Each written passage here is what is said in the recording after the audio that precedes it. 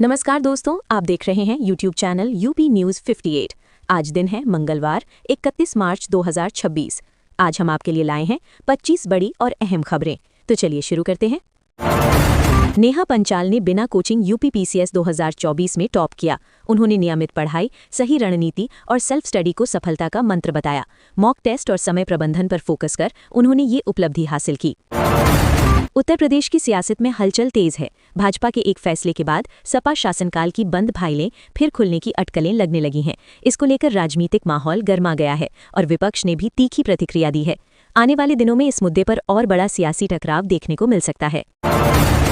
मुरादाबाद के सीबीएसई और आईसीएसई स्कूलों द्वारा नए सत्र से पहले अभिभावकों से फीस के साथ वॉलेट मनी मांगने से चिंता बढ़ गई है। पहले से ही महंगी किताबें, ड्रेस और जूतों का खर्च उठा रहे अभिभावकों का कहना है कि निजी प्रकाशकों की किताबें लेने की बाध्यता और अब ये नई मांग आर्थिक बोझ बढ़ा रही है। अभिभावकों ने विभाग और प्रशासन से हस्तक्षेप की मांग की है। सहारनपुर में एक महिला का फेसबुक अकाउंट हैक हो गया है। पीड़िता शमा रस्तोगी ने साइबर क्राइम सेल में शिकायत दर्ज कराई है और अपने अकाउंट को स्थायी रूप से डिलीट करने की मांग की है। हरदोई में साइबर ठगों ने वन विभाग में नौकरी दिलाने के नाम पर अभिनव द्विवेदी नामक युवक से 14,000 रुपए ठग लिए। अनजान कॉल पर फर्जी रिक्तियों का झांसा देकर शैक्षिक प्रमाण, स्वास्थ्य बीमा और आईडी कार्ड के नाम पर ऑनलाइन भुगतान लिया गया। संभल में एक ग्राहक ने गारंटी वाले सैंडल 1 महीने में खराब होने पर शोरूम से वापसी मांगी। दुकानदार ने रुपए लौटाने से इनकार किया, जिस पर ग्राहक ने पुलिस बुला ली। प्रदेश सरकार ने लाखों छात्रों को छात्रवृत्ति और शुल्क प्रतिपूर्ति की बड़ी राशि सीधे खातों में भेजी। इस योजना से सभी वर्गों के विद्यार्थियों को लाभ मिला। अलग अलग श्रेणियों के अनुसार धनराशि वितरित की गई, जिससे स्कूल और कॉलेज स्तर पर पढ़ने वाले छात्रों को आर्थिक सहायता मिली। शाहजहांपुर के तिलहर क्षेत्र में एक युवक ने सोमवार को ऐसा कदम उठाया जिससे खलबली मच गई। वो एक युवती से शादी करने की जिद पर मोबाइल टावर पर चढ़ गया और वहां से कूदने की धमकी देने लगा। मैनाठेर बवाल के बीच डीआईजी पर हमले और अन्य मामलों में 16 लोगों को आजीवन कारावास की सजा सुनाई गई है। इसमें 2 सगे भाई समेत 3 दोषियों ने पुलिस और कोर्ट को भी गुमराह करने की कोशिश की थी। जब जांच हुई तो तीनों की बात गलत साबित हुई। बरेली में पुलिस ने ऑनलाइन गेमिंग सट्टा ऐप से ठगी करने वाले 2 आरोपियों को गिरफ्तार किया है। पुलिस के मुताबिक दोनों आरोपी गिरोह के सदस्य हैं। इस गिरोह ने देश भर में लाखों रुपए की ठगी की है। गिरोह का सरगना अहलादपुर निवासी शिवम है। उसकी तलाश में पुलिस जुटी है। प्रदेश में बढ़ती गर्मी और इंडक्शन के उपयोग से बिजली की मांग तेजी से बढ़ी है। पिछले 2 दिनों में ये मांग 20,930 मेगावाट से बढ़कर 22,314 मेगावाट हो गई है, जिसमें 1,384 मेगावाट की वृद्धि दर्ज की गई है। हरदोई में साइबर ठगों ने वन विभाग में नौकरी दिलाने के नाम पर अभिनव द्विवेदी नामक युवक से 14,000 रुपए ठग लिए। अनजान कॉल पर फर्जी रिक्तियों का झांसा देकर शैक्षिक प्रमाण, स्वास्थ्य बीमा और आईडी कार्ड के नाम पर ऑनलाइन भुगतान लिया गया। उत्तर प्रदेश में 1 अप्रैल से स्कूल बदले हुए समय पर खुलेंगे। 31 मार्च के अवकाश के बाद ये फैसला लागू होगा। गर्मी को देखते हुए समय में बदलाव किया गया है ताकि बच्चों को राहत मिल सके। नए शेड्यूल के अनुसार स्कूल सुबह पहले खुलेंगे और दोपहर से पहले छुट्टी हो जाएगी, जिससे पढ़ाई भी प्रभावित नहीं होगी। गृह मंत्री अमित शाह की तरफ से 2024 में नक्सलवाद के अंत के लिए 31 मार्च 2026 की डेडलाइन निर्धारित की गई थी।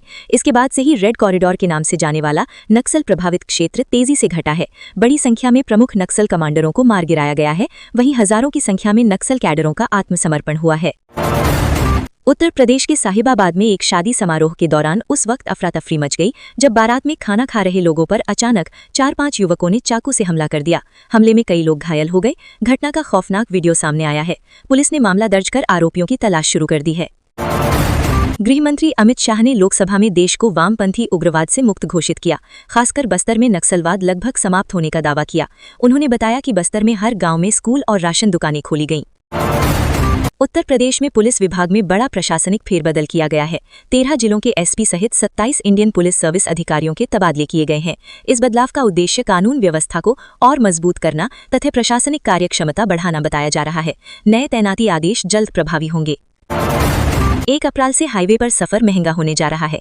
टोल टैक्स में करीब 5% तक बढ़ोतरी की गई है, जिससे कार, बस और ट्रकों का किराया बढ़ेगा। लंबी दूरी तय करने वालों पर इसका ज्यादा असर पड़ेगा। नई राहें लागू होते ही यात्रियों और ट्रांसपोर्टरों को पहले से अधिक भुगतान करना होगा। मेरठ में प्रीपेड मीटरों से परेशान उपभोक्ताओं और व्यापारियों ने मुख्य अभियंता कार्यालय पर प्रदर्शन किया। उनका आरोप है कि मीटरों में खामियां हैं, जिससे बिल भरने के बाद भी बिजली कट रही है। मेरठ में नए शैक्षिक सत्र के साथ माध्यमिक विद्यालयों में फिर रौनक लौटेगी। 100% नामांकन सुनिश्चित करने के लिए 2 चरणों में स्कूल चलो अभियान चलाया जाएगा। इसके तहत जागरूकता कार्यक्रम, रैलियां और घर घर संपर्क कर बच्चों को स्कूल से जोड़ने पर जोर दिया जाएगा, ताकि कोई भी बच्चा शिक्षा से वंचित न रहे।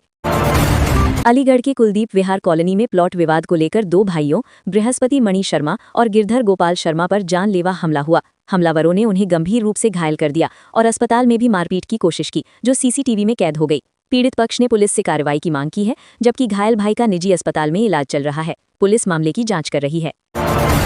IIMT मेरठ T20 लीग के पहले क्वालिफायर में मेरठ कैंट कमांडोज ने BBC एलीट गंगानगर को 6 विकेट से हराकर फाइनल में जगह बनाई। ईरान इजरायल युद्ध के कारण कमर्शियल गैस सिलेंडरों की कमी हो गई है, जिससे रामपुर में कोयला भट्टी, कोयला और लकड़ी की मांग दोगुनी हो गई है। भट्टी के दाम 1500 से 3000 से 4000 रुपए तक पहुंच गए हैं। होटल, रेस्टोरेंट और ढाबा संचालकों को वैकल्पिक व्यवस्था करनी पड़ रही है, जबकि भट्टी बनाने वालों का कारोबार बढ़ गया है। राकेश टिकैत की गिरफ्तारी को लेकर बुलंदशहर में भारतीय किसान यूनियन भाकियों के कार्यकर्ता भड़क उठे। उन्होंने इसे दमनकारी कार्रवाई बताते हुए विरोध प्रदर्शन किया और प्रशासन के खिलाफ नारेबाजी की। कार्यकर्ताओं ने चेतावनी दी कि मांगे न मानी गईं तो आंदोलन तेज किया जाएगा। चंदौली से बड़ी खबर। प्याज की बोरी में छिपाकर शराब तस्करी का फिल्मी अंदाज आखिरकार भारी पड़ गया। करीब 70 लाख रुपए की अवैध शराब बरामद की गई। आरोपी ट्रक से माल बिहार ले जा रहा था, लेकिन पुलिस ने शक के आधार पर जांच की तो पूरा मामला खुल गया। एक तस्कर को गिरफ्तार कर लिया गया है, जबकि पूछताछ जारी है। उत्तर प्रदेश में एक युवती का शव केले के पत्तों और गमछे में लिपटा मिला, जिससे इलाके में सनसनी फैल गई। स्थानीय लोग इसे किसी परंपरा से जोड़कर देख रहे हैं। हालांकि पुलिस का कहना है कि शव संभवतः नदी में बहकर आया होगा। मामले की जांच जारी है और पहचान कराने के प्रयास किए जा रहे हैं।